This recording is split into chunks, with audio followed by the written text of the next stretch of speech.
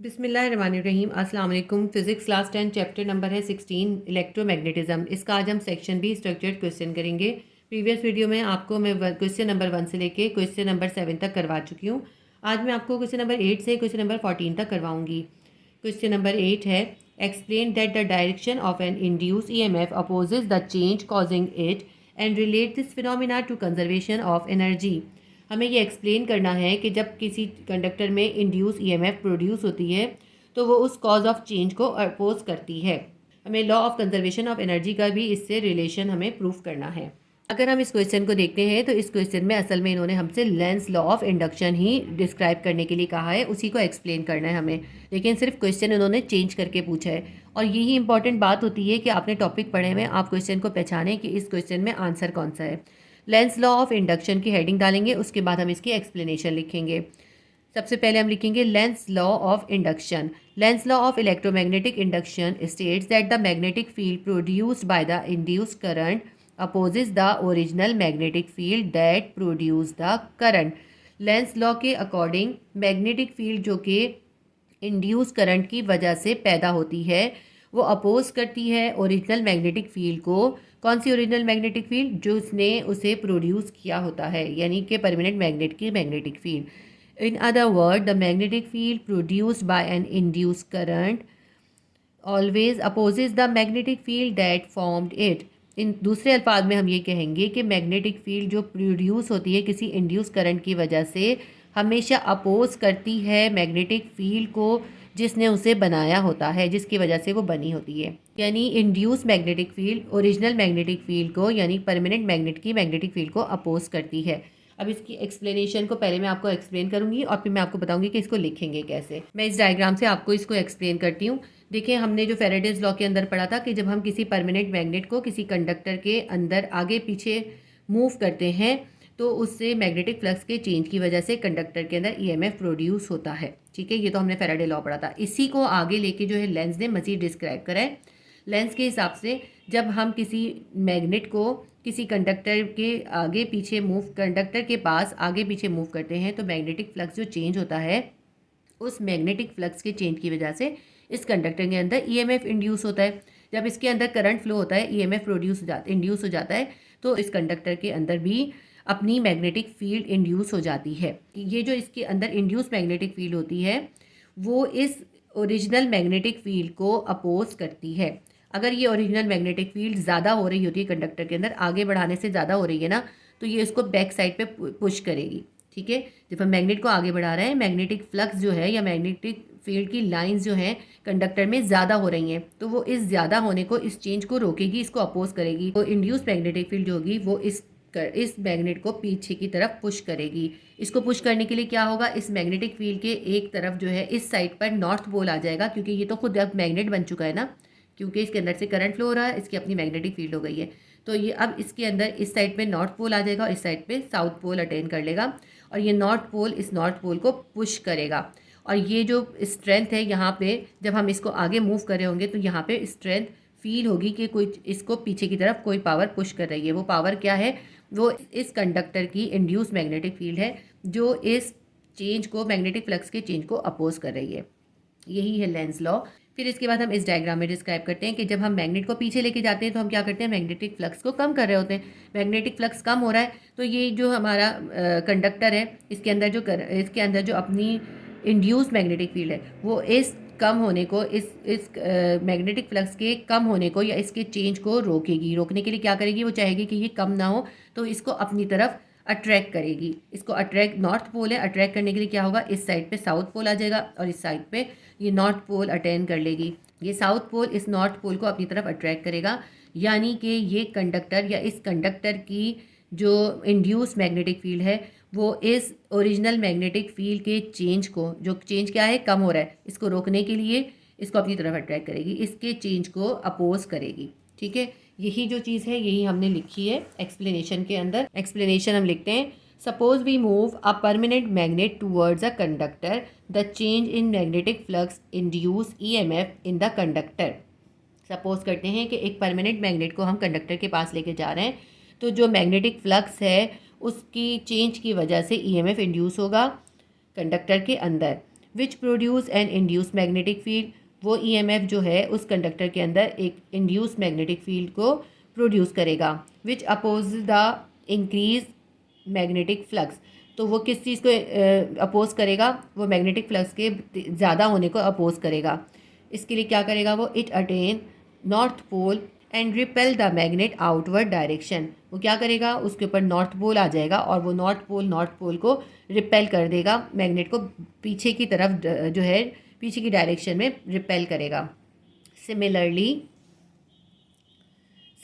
When we move permanent magnet in outward direction, इसी तरह जब हम परमानेंट मैग्नेट को आउटवर्ड डायरेक्शन में मूव करेंगे, the induce EMF produce induce magnetic field, EMF induce होगी और ईएमएफ जो है वो उसके अंदर इंड्यूस मैग्नेटिक फील्ड को प्रोड्यूस कर देगा।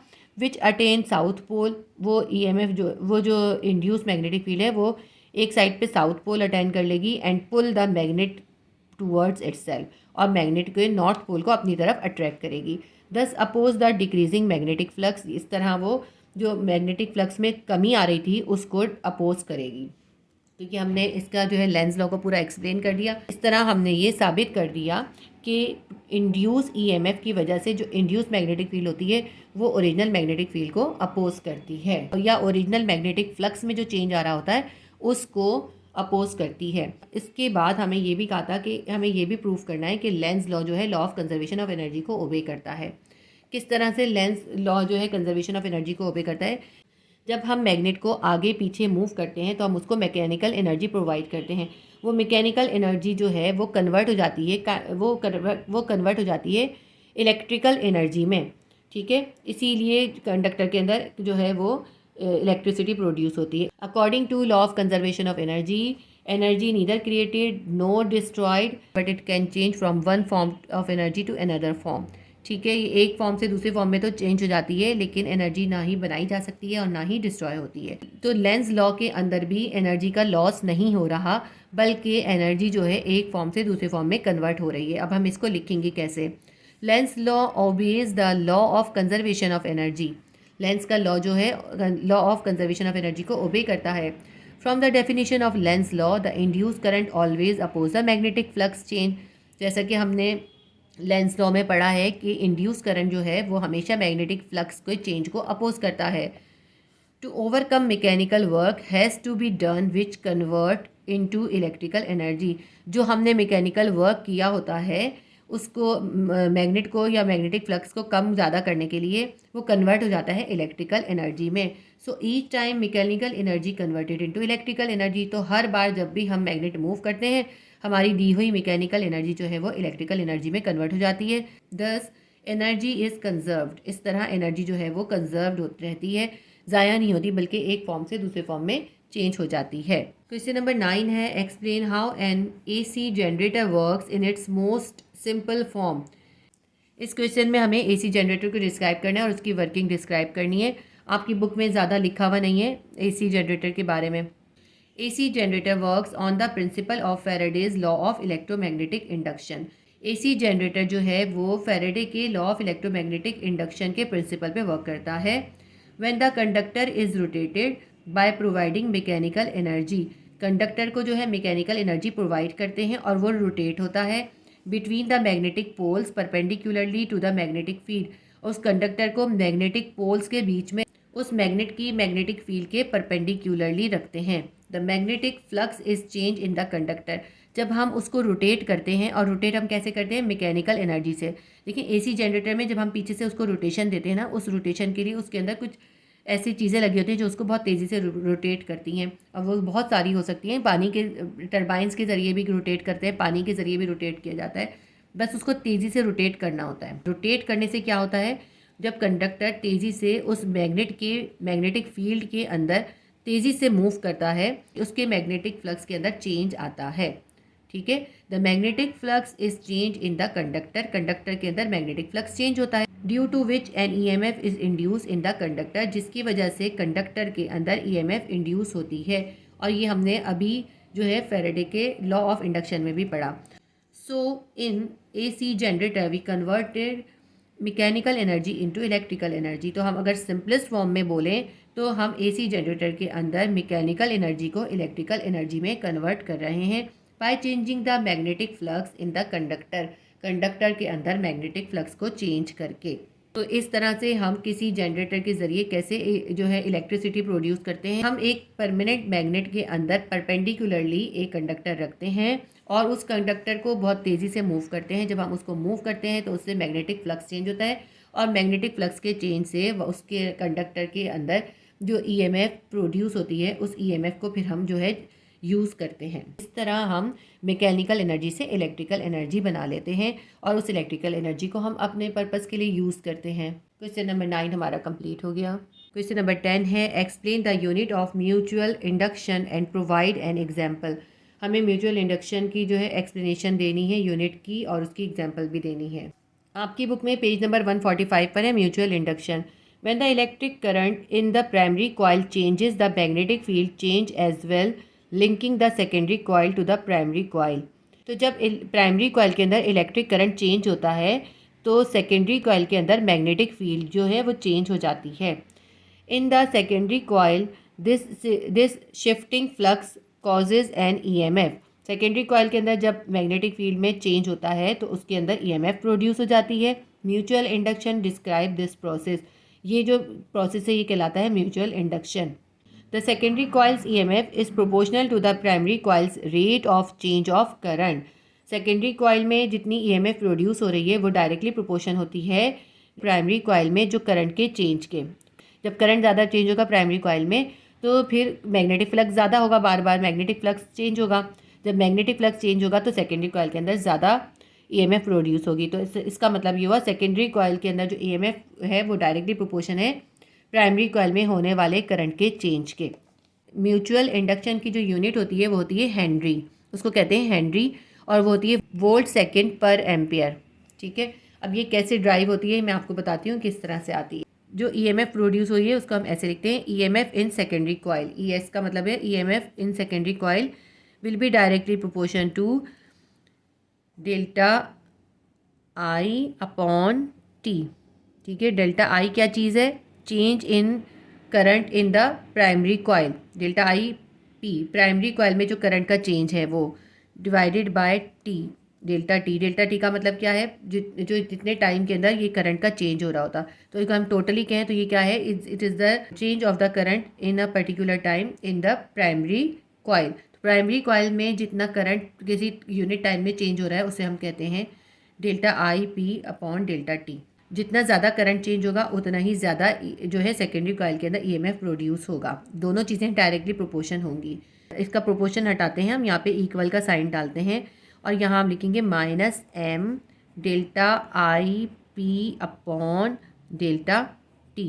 देखिए माइनस एम क्यों आया है? क्योंकि हमें ये मालूम है कि जो ईएमएफ है ये इस मैग्नेटिक फ्लक्स के चेंज के ऑपोजिट होगी। ठीक है, तो ये हमेशा नेगेटिव का मतलब है इसकी डायरेक्शन एक दूसरे के अपोजिट होगी। अब अगर हम इसमें एम को यहीं पे छोड़ देते हैं और डेल इसको इन दोनों चीज़ों को ईएस के पास ले जाते हैं। एम से मतलब हो गया म्यूचुअल इंडक्शन।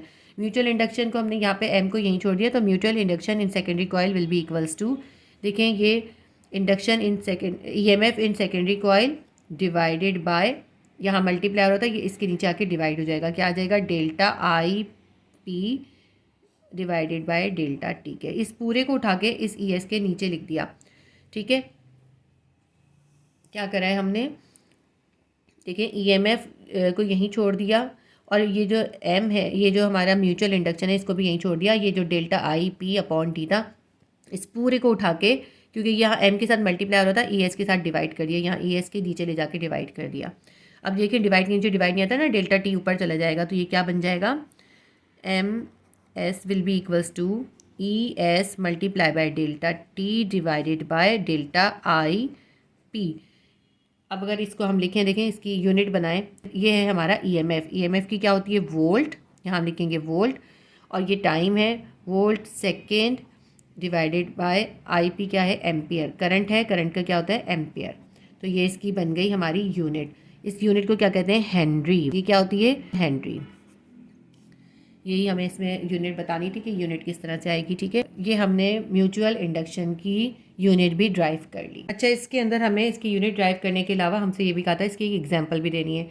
तो इस म्यूचुअल इंडक्शन की एक बहुत अच्छी एग्जांपल जो है ट्रांसफार्मर है। तो हम इसकी एग्जांपल में लिख देते हैं, transformer is a static machine use for transforming power from one circuit to another without changing the frequency. Transformer operates based on the principle of mutual induction. Transformer जो है वो म्यूचुअल इंडक्शन के principle पे work करते हैं। वो power को एक सर्किट से दूसरे सर्किट तक बगैर फ्रीक्वेंसी चेंज की ट्रांसफ़र करते हैं। ट्रांसफार्मर जो है वो म्यूचुअल इंडक्शन के प्रिंसिपल के ऊपर ऑपरेट करते हैं। एग्जाम्पल दे दी, इसके बाद हम नेक्स्ट क्वेश्चन कर लेते हैं। Question number 11, recognise that a transformer is based on the concept of mutual induction between two coils. दो कॉइल्स के जरिए किस तरह से ट्रांसफार्मर बनते हैं और उनमें किस तरह म्यूचुअल इंडक्शन होती है, हमें पूरा कॉन्सेप्ट इसके अंदर एक्सप्लेन करना है। आपकी बुक में पेज नंबर 146 पे इसका पूरा आंसर मौजूद है। इस क्वेश्चन का आंसर हम यहाँ से स्टार्ट करेंगे ट्रांसफार्मर से। Transformer operate based on the principle of mutual induction. Transformer जो है वो म्यूचुअल इंडक्शन की प्रिंसिपल के ऊपर बेस करके बनाए जाते हैं। It operate on AC supply. Transformer जो है वो एसी सप्लाई पे ऑपरेट करते हैं। अब हमें देखिए, इन्होंने कहा था कि आपने दो कॉइल्स के अंदर किस तरह म्यूचुअल इंडक्शन करके जो है ट्रांसफार्मर बनाए जाते हैं वो बताना है। देखें, ये बने हुए ट्रांसफार्मर, इसके अंदर एक प्राइमरी कॉइल लगाते हैं और एक सेकेंडरी कॉइल लगाते हैं और दोनों कॉइल्स के दरमियान कुछ तारों से कनेक्ट नहीं करते, हम इनको इलेक्ट्रिकली कनेक्ट नहीं करते, बल्कि हम इनको इंडक्शन के ज़रिए करना है। तो हम इसलिए इनको आयरन के कोर के अंदर दोनों को एक साथ ज्वाइन करते हैं। प्राइमरी कॉइल की जो मैग्नेटिक फील्ड है वो इस आयरन कोर के ज़रिए इस दूसरे कॉइल तक पहुंचेगी। इन दोनों के दरमियान कोई तार का कनेक्शन नहीं होता। कॉइल को करंट प्रोवाइड करते हैं और इस करंट की वजह से जब इसके अंदर मैग्नेटिक फील्ड प्रोड्यूस हो जाती है तो वो मैग्नेटिक फ्लक्स जो है वो इस आयरन कोर के ज़रिए दूसरे कॉइल को तक पहुंचता है। जब दूसरे कॉइल के अंदर सेकेंडरी कॉइल होता है, ये सेकेंडरी कॉइल के अंदर मैग्नेटिक फ्लक्स चेंज होता है तो इसके अंदर भी ईएमएफ प्रोड्यूस हो जाती है। बिल्कुल इसी तरीके से ये जो है ट्रांसफार्मर बनाए जाते हैं और बहुत यूज़फुल चीज़ है ट्रांसफार्मर्स। तो अब हम इसको रीड कर लेते हैं। It consist of two coils which are magnetically link to each other but electrically isolated. इसके अंदर दो कॉइल होते हैं और दोनों ही कॉइल जो होते हैं वो एक दूसरे से मैग्नेटिकली तो लिंक करते हैं लेकिन इलेक्ट्रिकली आइसोलेटेड होते हैं। ये दोनों अलग अलग होते हैं, इनका तार से कोई कनेक्शन नहीं होता। Although wrapped around the same iron core, दोनों को एक ही आयरन कोर के अंदर रैप किया हुआ होता है या रखा होता है। मेक अप अ ट्रांसफार्मर, इस तरह ये ट्रांसफार्मर बन जाता है। The primary coil is the first of two coil in the system which is connected to AC input power. जो प्राइमरी कॉइल है इसको एसी के इनपुट से जो है कनेक्ट करते हैं। The secondary coil is the other coil which delivers the power to the output circuit. तो अब ये तो इनपुट का काम करता है, जो सेकेंडरी कॉइल है वो आउटपुट का काम करता है। जो इससे पावर प्रोड्यूस होती है उसको आगे जो है आउटपुट के तौर पे डिलीवर किया जाता है। प्राइमरी कॉइल इनपुट का काम करता है और सेकेंडरी कॉइल आउटपुट का काम करता है।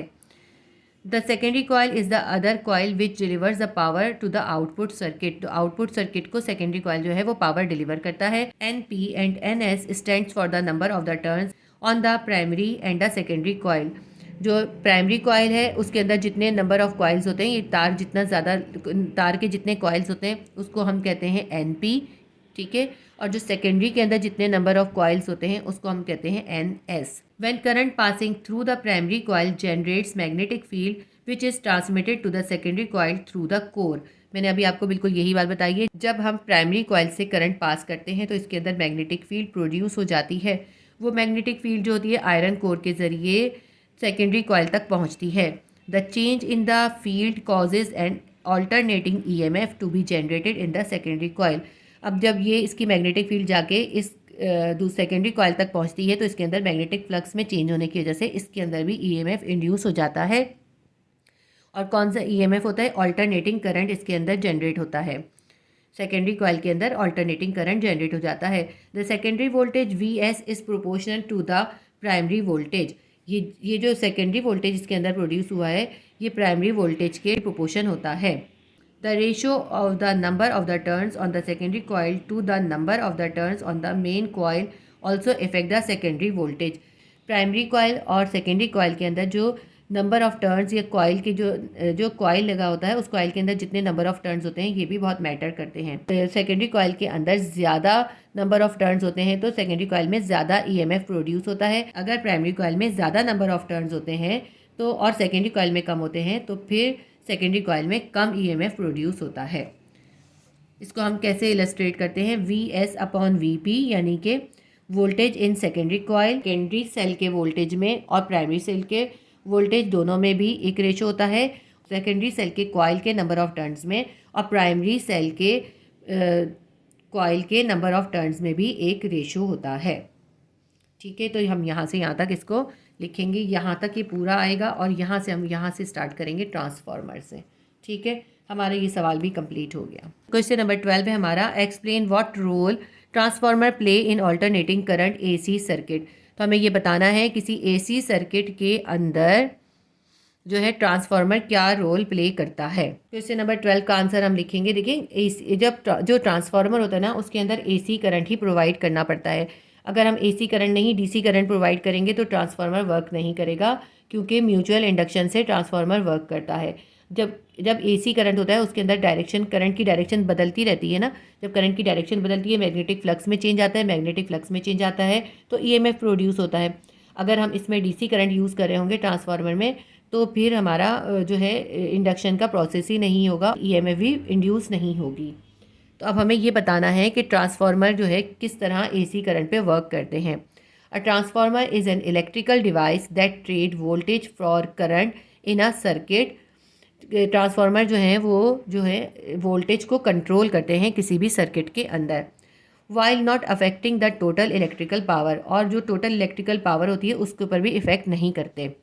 It means it takes high voltage electricity with a large current और वाइस वर्सा। ये हाई वोल्टेज के साथ हाई इलेक्ट्रिसिटी को भी कैरी कर सकते हैं और ये लो वोल्टेज के साथ लो इलेक्ट्रिसिटी को भी कैरी कर सकते हैं। Thus, the function of transformer is to step up or step down the AC voltage by maintaining the power at same level. इसलिए ट्रांसफार्मर का काम क्या होता है कि या तो वो स्टेप अप करके या फिर स्टेप डाउन करता है एसी वोल्टेज को और पावर को सेम लेवल पे मेंटेन रखता है। ठीक है, कहीं पे ये स्टेप अप करता है। स्टेप अप का मतलब क्या है, ईएमएफ को ज़्यादा कर देता है, कम से वोल्टेज को बढ़ा देता है, और कहीं पे ये जो है वोल्टेज को कम करने के लिए भी यूज़ होता है, यानी कि दोनों कामों के लिए यूज़ होता है।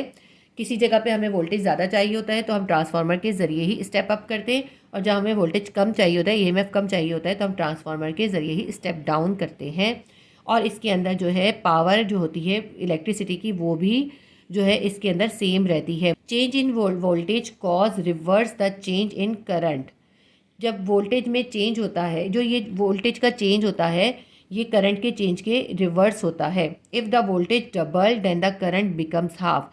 अगर हमारा वोल्टेज डबल हो जाएगा तो करंट हाफ हो जाएगा। हमने इससे पहले जो ओम्स का लॉ पढ़ा था उसमें वोल्टेज और करंट जो होते हैं वो डायरेक्टली प्रोपोर्शनल होते हैं, लेकिन ओम्स का लॉ एक सर्किट पे अप्लाई होता है। इसके अंदर क्योंकि दो सर्किट है इसलिए ये ओम्स के लॉ को ओबे नहीं करता। इसके अंदर जो है वोल्टेज जो होता है वो करंट के इन्वर्स प्रोपोर्शन होता है। जब वोल्टेज डबल होता है तो करंट हाफ हो जाता है। जब हमें किसी चीज़ का हम वोल्टेज बढ़ाते हैं तो इसके अंदर करंट जो होता है कम हो जाता है। ठीक है, तो ये है ट्रांसफार्मर का रोल। यानी ट्रांसफार्मर का रोल क्या है एसी सर्किट के अंदर। ट्रांसफार्मर के ज़रिए हम अपनी ज़रूरत के हिसाब से वोल्टेज को स्टेप अप कर सकते हैं, और अगर अपनी ज़रूरत के हिसाब से अगर हमें वोल्टेज कम करना हो तो हम स्टेप डाउन भी कर सकते हैं। ये हमारा आंसर यहाँ पे कंप्लीट हो गया। क्वेश्चन नंबर 13 करेंगे, determine the function of transformer in the process of moving electrical current from the power plant to your home. तो हमें बताना है कि जब पावर प्लांट से हमारे घर तक जब बिजली आती है तो उसके अंदर ट्रांसफार्मर किस तरह से हमारे लिए इफ़ेक्टिव होते हैं। इसका आंसर आपकी बुक में पेज नंबर 147 पर है, role of transformer in power transmission. तो पहले मैं आपको थोड़ा समझाती हूँ और फिर मैं आपको मार्क करा दूँगी। जब एसी जनरेटर से ऑल्टरनेटिंग करंट जनरेट हो जाता है तो उस करंट का जो वोल्टेज है वो पहले स्टेप अप ट्रांसफार्मर के ज़रिए जो है इंक्रीज़ करा जाता है, बढ़ा दिया जाता है, उसको स्टेप अप किया जाता है, और फिर बाद में उसका स्टेप डाउन करके हमारे जो हाउसेज हमारे घरों के अंदर, क्योंकि हमें लो वोल्टेज चाहिए ना, दूसरे ट्रांसफार्मर के ज़रिए उनका स्टेप डाउन करके उसको हमें सप्लाई किया जाता है। देखिए किस तरह से मैं आपको बताती हूँ। ये एक मैंने जनरेटर बनाया है, एसी जनरेटर है। एसी जनरेटर में यहाँ रोटेटर लगा होता है, इसको जो है बहुत तेज़ी से रोटेट किया जाता है और उसके लिए बहुत सारी चीज़ें होती हैं रोटेट करने के लिए। वाटर भी यूज़ किया जाता है, वाटर के ज़रिए बहुत बड़े टरबाइन जो है मूव करे जाते हैं, तो उससे ये रोटेट करते हैं। जब ये मैग्नेटिक फील्ड के अंदर इसको हम रोटेट करते हैं, इलेक्ट्रिसिटी जनरेट होती है। यहाँ 2 कम्यूटेटर लगे होते हैं जिसके ज़रिए इसमें AC करंट प्रोड्यूस होता है। ये AC करंट जो हासिल होता है इसका लो वोल्टेज होता है। तो क्या करते हैं, इसका वोल्टेज अप करने के लिए एक ट्रांसफार्मर से इसे गुजारते हैं। ठीक है, ये हमने एक ट्रांसफार्मर बनाया है। ये मैंने बनाया है step up transformer. Step up transformer में देखिए प्राइमरी जो इसका कॉइल है उसके अंदर जो है कम टर्न्स हैं। ठीक है, नंबर ऑफ़ टर्न्स कम है। और जो इसका सेकेंडरी कॉइल है उसके अंदर नंबर ऑफ़ टर्न्स ज़्यादा है। इससे क्या होगा, इसका इनपुट कम होगा और आउटपुट ज़्यादा होगा, यानी कम वोल्टेज जाएगा और ज़्यादा EMF प्रोड्यूस होगा। तो यहाँ पे हम क्या यूज़ कर रहे हैं, हम यूज़ कर रहे हैं स्टेप अप ट्रांसफार्मर। इस जगह पे जो होती है तकरीबन 32,000 इसकी पावर होती है। कितनी पावर होती है इसकी, 32,000। ये जितना आया था उसको बढ़ा के इसने कितना कर दिया, एटलीस्ट कम से कम 32,000 होती है। ठीक है, इसको हम लिखते हैं 32 kV, किलो वोल्ट, यानी 32,000 वोल्ट होती है। इसके अंदर जो होता है, जब वोल्ट ज़्यादा होता है ना तो करंट कम होता है। करंट कम क्यों होता है, क्योंकि इससे पहले हमने ओम में पढ़ा था कि करंट जो होता है वो वोल्टेज के डायरेक्टली प्रोपोर्शन होता है, लेकिन इसके अंदर हम लिखेंगे कि करंट जो है वो वोल्टेज के इन्वर्स प्रोपोर्शन होता है। जब वोल्टेज ज़्यादा हो जाता है तो करंट कम हो जाता है, क्योंकि ओम्स लॉ जो होता है वो तमाम सर्किट्स के ऊपर पूरा नहीं उतरता। ओम्स लॉ को बहुत सारी चीज़ें जो हैं ओबे नहीं करती, तो इसके अंदर भी ओम्स लॉ अप्लाई नहीं होगा। इसके अंदर क्या होगा, इसके अंदर वोल्टेज जब ज़्यादा होगा तो करंट कम हो जाएगा, दोनों इन्वर्स प्रोपोर्शन होंगे। यहाँ वोल्टेज ज़्यादा हो गया तो यहाँ पे करंट कम होगा, यहाँ EMF ज़्यादा होगा और करंट कम होगा, क्योंकि यहाँ पे नंबर ऑफ़ टर्न जो है सेकेंडरी कॉइल के अंदर ज़्यादा है, इसलिए ज़्यादा EMF प्रोड्यूस होगा। इसके बाद जो है ये था पावर स्टेशन पे। ठीक है, पावर स्टेशन पे क्या करा, उस जनरेटेड जो AC करंट था उसको स्टेप अप करके 32 किलोवाट तक इसकी पावर जो है, इसका वोल्ट जो है 32 किलोवाट तक कर दिया गया है। ये जो मैंने बनाई है ना, ये ट्रांसमिशन लाइन है। ठीक है, ट्रांसमिशन लाइंस के ज़रिए ये जो करंट है, यही AC करंट जो है दूसरी जगह पे पहुंचता है, जो कहलाते हैं सब स्टेशन। ये जो इलेक्ट्रिसिटी का पूरा सिस्टम होता है उसमें पावर स्टेशन के बाद बिजली जो कहाँ पे भेजी जाती है वो पहुंचती है सब स्टेशन पे। सब स्टेशन पे क्या होता है, तो इसके अंदर जो है इसका वोल्टेज कम किया जाता है। यहाँ जो 32 किलोवाट हो गया था, इसका अब वोल्टेज कम किया जाता है। वोल्टेज कम करने के लिए यहाँ पे स्टेप डाउन ट्रांसफार्मर यूज़ करते हैं। देखिए, इसके प्राइमरी कॉइल के अंदर नंबर ऑफ़ टर्न ज़्यादा है और सेकेंडरी में कम है। जब 32 किलोवाट यहाँ पे पहुँचेगा तो ये इसके सेकेंडरी कॉइल में नंबर ऑफ़ टर्न्स कम है, तो इसकी जो पावर है वो कम हो जाएगी, यानी कि 32 किलोवाट से इसकी वोल्टेज कितना हो जाएगा, इसका हो जाएगा 11 किलोवाट, यानी 11,000 तक हो जाएगा, 11,000 वोल्ट तक हो जाएगा। इसमें यहाँ पे यूज़ हुआ है step down transformer. Power station के ऊपर स्टेप अप यूज़ हुआ, फिर सब स्टेशन पे स्टेप डाउन ट्रांसफार्मर यूज़ हुआ, जिसने 32 किलोवाट को 11 किलोवाट में कन्वर्ट कर दिया। सब स्टेशन के बाद जो ये पहुंचता है मुख्तलिफ शहरों में, जो इसके पावर स्टेशन होते हैं ना, वहाँ पर पहुंचता है। उन पावर स्टेशन में फिर एक दफ़ा स्टेप डाउन ट्रांसफार्मर लगे होते हैं। उस स्टेप डाउन ट्रांसफार्मर ये ट्रांसमिशन लाइन्स के ज़रिए इन स्टेप डाउन ट्रांसफार्मर तक पहुँचता है। स्टेप डाउन ट्रांसफार्मर के अंदर प्राइमरी कॉइल में ज़्यादा नंबर ऑफ़ टर्न होते हैं और सेकेंडरी में कम होते हैं, और इसको मज़ीद कम कर दिया जाता है। 11 किलोवाट से ये 220 वोल्ट तक पहुंचा दिया जाता है। इसका वोल्टेज जो है इतना कम हो जाता है, 220 वोल्ट तक हो जाता है। और हमारे घरों में, हमारे अप्लाइंसेस में 220 वोल्ट ही हमारे यहाँ यूज़ होता है। तो ये 220 वोल्ट हमारे होम अप्लाइंसेस में यूज़ होता है, जैसे लाइट में, फ़ैन में, AC वगैरह में। जब ये यहाँ पे ये 220 वोल्ट में कन्वर्ट हो जाता है तो इसको जो है सप्लाई कर दिया जाता है होम्स वगैरह में या फैक्ट्रीज़ में। ठीक है, अब यहाँ पे देखें, सिर्फ यहीं पे जाके ये ख़त्म नहीं हो जाता कि 220 वोल्ट पे हो गया, लेकिन हम अपने घरों में बहुत सारी चीज़ें इससे भी कम वोल्ट पे यूज़ करते हैं। उसमें हम क्या करते हैं, उसके लिए हम छोटे छोटे से ट्रांसफार्मर अपने घर में यूज़ करते हैं। सपोज़ करें जैसे मोबाइल वगैरह होते हैं, हमारे मोबाइल के अंदर जो होता है 220 वोल्ट से चार्ज नहीं किया जा सकता उनको। उनकी जो बैटरीज़ होती हैं वो सिर्फ 5 वोल्ट या 10 वोल्ट या फिर 15 वोल्ट तक को ही सपोर्ट करती हैं। हम क्या करते हैं, हम मोबाइल चार्जर यूज़ करते हैं। मोबाइल चार्जर को आप देखें, मोबाइल चार्जर में पीछे लिखा होता है वो 5 वोल्ट तक के भी होते हैं, 15 वोल्ट के भी होते हैं, 10 वोल्ट के भी होते हैं। तो ये उसके अंदर भी क्या होता है, उसके अंदर भी एक स्टेप डाउन ट्रांसफार्मर लगा होता है। जैसे यहाँ स्टेप डाउन ट्रांसफार्मर लगा हुआ है, उसके अंदर भी एक छोटा सा स्टेप डाउन ट्रांसफार्मर लगा होता है। वो हमारे जो सर्किट के अंदर 220 वोल्ट आ रहा होता है, उस 220 वोल्ट को जो जितना हमारे मोबाइल की या हमारे जो चार्जिंग अप्लाइंसेस होते हैं उनकी रिक्वायरमेंट होती है उसके हिसाब से कन्वर्ट कर देता है, उसको स्टेप डाउन करके हमारे जो है जो ऐसी चीज़ें जो कि कम वोल्ट से चार्ज होती हैं उनको चार्ज कर देता है। आपकी बुक में इन्होंने इस तरह बना के दिखाया था, इन्होंने यहाँ पे आपको स्टेप अप और स्टेप डाउन ट्रांसफार्मर नहीं बना के दिखाए, मैंने आपको ट्रांसफार्मर बना के दिखाया। आप चाहें तो मेरी वाली डायग्राम बना सकते हैं। देखेंगे पावर स्टेशन है, यहाँ पे जो है एसी जनरेटर में है, जिसके ज़रिए जो है एसी करंट जनरेट हुआ, यहाँ पर आया पावर स्टेशन में। पावर स्टेशन में क्या होगा, यहाँ पे स्टेप अप ट्रांसफार्मर लगा हुआ है और इसको स्टेप अप कर दिया जाएगा, यानी इसका वोल्टेज जो है कितना कर जाएगा 32 किलोवाट तक। 32 किलोवाट के बाद ये जाएगा ट्रांसमिशन लाइंस के ज़रिए पावर स्टेशन तक पहुँचेगा, वहाँ पर इसको एक स्टेप डाउन ट्रांसफार्मर के ज़रिए इसका वोल्टेज कम कर दिया जाएगा। कितना कर दिया जाएगा 11 किलोवाट तक। सब स्टेशन से इलेक्ट्रिसिटी को डिस्ट्रीब्यूटिंग स्टेशन तक पहुंचाएंगे। हर शहर के अंदर डिस्ट्रीब्यूटिंग स्टेशन मौजूद होते हैं जो शहर के मुख्तलिफ इलाकों में इस इलेक्ट्रिसिटी को डिस्ट्रीब्यूट करते हैं। डिस्ट्रीब्यूटिंग स्टेशन के अंदर इलेक्ट्रिसिटी को एक बार फिर स्टेप डाउन ट्रांसफार्मर के ज़रिए 11,000 किलोवाट से 220 वोल्ट के अंदर कन्वर्ट किया जाता है। फिर यहाँ से जो है ये 220 वोल्ट में कन्वर्ट होने के बाद घरों में मुख्तलिफ जगहों पे सप्लाई कर दिया जाता है हमारे होम्स के लिए। ठीक है, ये इस तरह की डायग्राम है और मैंने जो बनाई है इस तरह ये ट्रांसफार्मर की बनाई है। आप चाहे तो ये बना सकते हैं, और इसको आप वर्टिकल बनाया, आप इसको हॉरिजॉन्टल भी बना सकते हैं। अब आप ये लिखेंगे कैसे, मैं आपको बता देती हूँ। यहाँ से स्टार्ट करते हैं हम। Role of transformer in power transmission. Generation of electrical power in low voltage level is very much cost effective. Theoretically, this low voltage level power can be transmitted to the receiving end. इसी low voltage को हम जो है receiving end तक transmit कर सकते हैं। This low voltage power is transmitted result in greater line current which Indeed cause more line losses.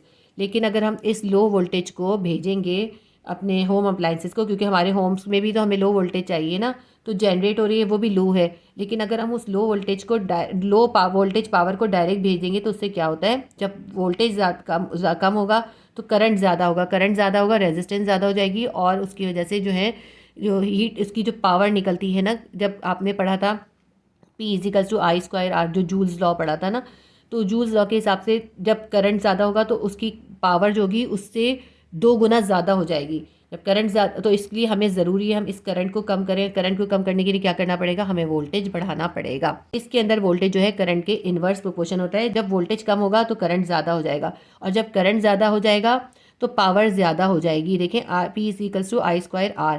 I²R का मतलब है जितना करंट होगा उससे डबल पावर होगी। ये पावर क्या होती है, हीट जो निकल रही होती है, और हीट से क्या होगा, वो जो जिन तारों के ज़रिए इन ट्रांसमिशन लाइंस होंगी वो सारी जो हैं उनके लॉसेस हो जाएंगे, वो ख़राब हो जाएंगी, वो ज़ाया हो जाएंगी। इसलिए ज़रूरी होता है कि जब इसको पावर को ट्रांसमिट करना है दूर दराज इलाकों तक तो उसके वोल्टेज को बढ़ा दिया जाता है। वोल्टेज बढ़ाने के लिए क्या करते हैं, स्टेप अप ट्रांसफार्मर यूज़ करते हैं। और जब वोल्टेज को बढ़ा देते हैं तो उससे जो है करंट जो है कम हो जाता है। करंट कम हो जाता है तो फिर ये जो पावर होती है इसकी पावर कम हो जाती है, और इसकी वजह से लॉसेस जो होते हैं वो कम होते हैं, वो लॉसेस ज़्यादा नहीं हो पाते। इससे क्या होता है, हमारे सिस्टम के अंदर जो है जो इसकी जो कॉस्ट होती है बिजली को ट्रांसमिट करने की वो कम हो जाती है। इस पूरे पैराग्राफ में यही सब लिखा हुआ है। ठीक है, अब हमने यहाँ तक लिख लिया लाइन लॉसेस होगा। But if the voltage level of a power is increase, लेकिन अगर हम वोल्टेज लेवल की पावर को इंक्रीज़ करने तो current of the power is reduce, तो करंट जो है रिड्यूस हो जाएगा। जो मैंने अभी बोला है देखें वही लिखा हुआ है। Which causes reduction in ohmic P=I²R loses in the system. जब हमारा करंट कम हो जाएगा तो उससे हमारे उसकी जो पावर है ना, जो हीट निकल रही होती है, हमने जूल्स लॉ में पढ़ी थी, वो भी कम हो जाएगी। Reduction in cross sectional area of the conductor, reduction in capital cost of the system, और ये जो सप्लाई करने की जो सिस्टम की जो कैपिटल कॉस्ट है वो भी कम हो जाएगी। And it also improve the voltage regulation of the system के अंदर वोल्टेज भी रेगुलेट रहेगा। Because of these low level power must be stepped up for efficient electrical power transmission. Power plant से निकलने वाले एसी करंट को सबसे पहले स्टेप अप ट्रांसफार्मर के ज़रिए जो होता है उसका वोल्टेज जो होता है वो ज़्यादा कर दिया जाता है ताकि ईजी तरीके से उसको ट्रांसमिट किया जा सके। This is done by step up transformer at the sending side of the power system network. ठीक है, तो पावर सिस्टम के अंदर सबसे पहले स्टेप अप ट्रांसफार्मर यूज़ करके उसकी जो होती है वोल्टेज बढ़ा देते हैं। At this high voltage power may not be distributed to the consumer directly. अब ये जो हाई पावर जो है भेज दी गई यहाँ से पावर स्टेशन तक, तो ये जो है हमारे होम अप्लाइंसेस को जो है नहीं हमें सप्लाई की जा सकती। अगर ये होम अप्लाइंसेस में आएगी तो हमारे अप्लाइंसेस जो हैं वो ख़राब हो जाएंगे। This must be step down to the desired level at the receiving end. तो इस रिसीविंग एंड पर ज़रूरी है कि हम इसको स्टेप डाउन करें। तो हम फिर एक ट्रांसफार्मर यूज़ करते हैं, इसको स्टेप डाउन करते हैं। This must be step down to the desired level at the receiving end with the help of step down transformer. तो फिर इस स्टेप पे फिर हमें दोबारा स्टेप डाउन ट्रांसफार्मर यूज़ करना पड़ता है, जिसके ज़रिए हम इसको स्टेप डाउन करके कम करते हैं। Electrical power transformer does plays a vital role in power transmission. इस तरह ये देखें, ये ट्रांसफार्मर जो है कितना वाइटल रोल प्ले कर रहे हैं इलेक्ट्रिसिटी के ट्रांसमिशन के लिए। क्वेश्चन नंबर 14 है, compile a list of the numerous applications of transformer step up and step down that can found in your home. तो हमें इसमें स्टेप अप और स्टेप डाउन ट्रांसफार्मर जो हमारे घरों में अप्लाइंसेस के अंदर यूज़ हो रहे हैं, हमें उनको बताना है, अलग अलग करके लिखना है। आपकी बुक में पेज नंबर 148 पर इसकी बहुत सारी एग्जाम्पल्स मौजूद हैं, आप इसको खुद ही अलग अलग करके लिख सकते हैं। देखिए, स्टेबलाइज़र जो हमारे घरों में यूज़ होते हैं, आपने बहुत ज़्यादा देखे होंगे। स्टेबलाइज़र फ्रिज के ऊपर रखे जाते हैं, आमतौर पे एसी के साथ लगाए जाते हैं, या पूरे पूरे घर के लिए भी लगाए जाते हैं। स्टेबलाइज़र जो है वो दोनों तरह का काम करते हैं, स्टेप अप भी करते हैं, स्टेप डाउन भी करते हैं। यानी अगर स्टेबलाइज़र जो है उनके अंदर स्टेप अप ट्रांसफार्मर भी लगा होता है और स्टेप डाउन भी लगा होता है। जब करंट ज़्यादा आ जाता है, वोल्टेज ज़्यादा आ जाता है, तो वो उसको स्टेप डाउन के ज़रिए कम कर देते हैं ताकि हमारी होम अप्लाइंसेस ख़राब ना हो। और जब करंट कम आ रहा होता है तो उससे भी अप्लाइंसेस ख़राब हो सकती हैं, तो वो स्टेप अप ट्रांसफार्मर उसमें यूज़ होता है। और स्टेप अप ट्रांसफार्मर के ज़रिए स्टेबलाइज़र जो हैं वो उस करंट को जो जितना हमारी ज़रूरत होती है उसके हिसाब से बढ़ा देते हैं, उसको इंक्रीज़ कर देते हैं। तो स्टेबलाइज़र जो है दोनों तरह से वर्क करते हैं। तो अगर हमें स्टेप अप और स्टेप डाउन दोनों में हम स्टेबलाइज़र का नाम लिख सकते हैं।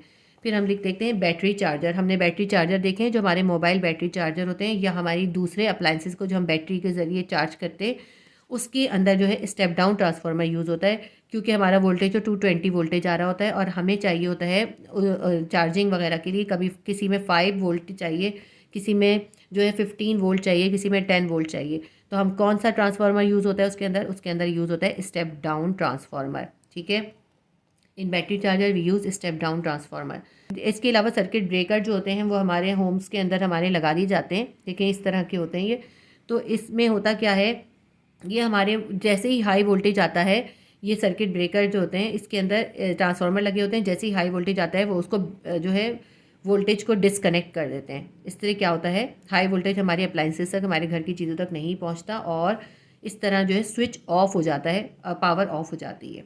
उसके अलावा हमारे एसी के अंदर भी ट्रांसफार्मर यूज़ होता है, क्योंकि इस ट्रांसफार्मर की जो होती है हाई इंडक्टेंस होती है और लो रेजिस्टेंस होती है, जिससे क्या होता है एसी के फंक्शन जो होता है एसी के फंक्शन को जो है इम्प्रूव करता है, और एसी को लॉन्ग लास्टिंग भी बनाता है हमारे घर के लिए। एसी जो है जल्दी ख़राब नहीं होते इसकी वजह से, क्योंकि ये करंट के वोल्टेज को मेंटेन कर रहा होता है। ठीक है, इस तरह से हमारा ये क्वेश्चन भी कंप्लीट होता है, और हमारे स्ट्रक्चर क्वेश्चन के पूरे 14 क्वेश्चन आज कंप्लीट हो गए। उम्मीद करती हूँ आपके लिए हेल्पफुल रहे होंगे। Please do like, share and subscribe my channel. अल्लाह हाफिज़।